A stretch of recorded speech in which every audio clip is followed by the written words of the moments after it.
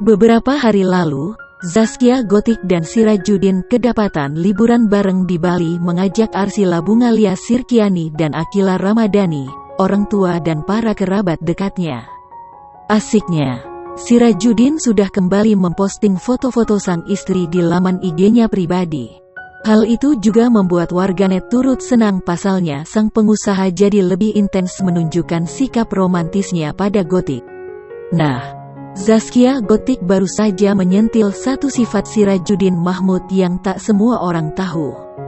Diungkap oleh sang biduan, ternyata suaminya tak bisa romantis, bahkan jauh lebih romantis Akila. Putri sambungnya, Zaskia merasa bahagia memiliki putri sambung yang begitu perhatian dan romantis sampai-sampai memberikan kejutan untuknya secara diam-diam. Perlakuan manis Akila itu mengalahkan Sirajuddin. Gotik pun membandingkan sifat dari anak dan ayah tersebut.